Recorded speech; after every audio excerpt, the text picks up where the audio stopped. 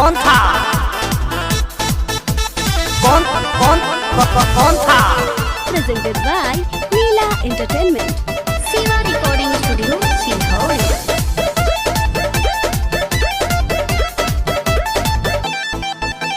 काहे रहुआ भइल बनी सकी जी, ऊ सब बतिया के ठोकी जी, सब बतिया के ठोकी जी। काहे रहुआ भइल बनी सकी जी, ऊ सब बतिया के ठोकी जी।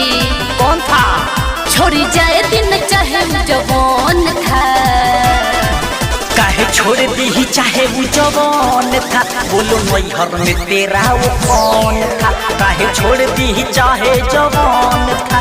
बोलो नैहर में तेरा वो कौन था। कौन था कौन था कौन था।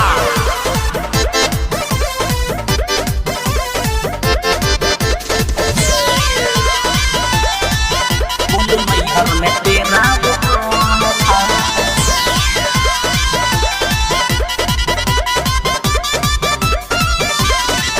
अपना नजरिया से देखले बानी जब से भइल बापे चैनी हमारा मनवा में तब से। बोलो मनवा में तब से। इज्जत के हमारा ना कोरी नीलाम जी, हमरा संगे रो जैब बदनाम जी, हमरा संगे रो जैब बदनाम जी। कौन था मेरे सखी मेरे संगे छन छन था, जयमाला के बेरा आया कौन था। बोलो नैहर में तेरा वो कौन था। जयमाला के बेरा आया कौन था। बोलो नैहर में तेरा वो कौन था। कौन था कौन था कौन था।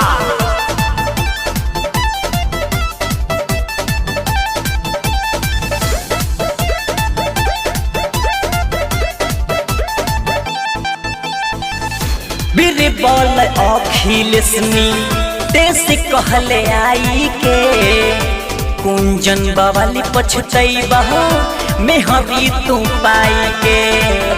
कुंजन बवाली पछतैबा मेहरी तू पाई के।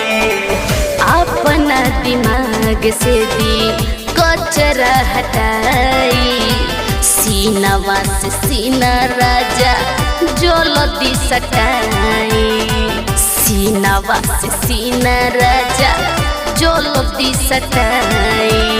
कौन था हमर दोब नहीं आजले रोहन था, सुनो रूपेश नागेंद्र पसंद था। बोलो नैहर में तेरा वो कौन था। सुनो रूपेश नागेंद्र पसंद था।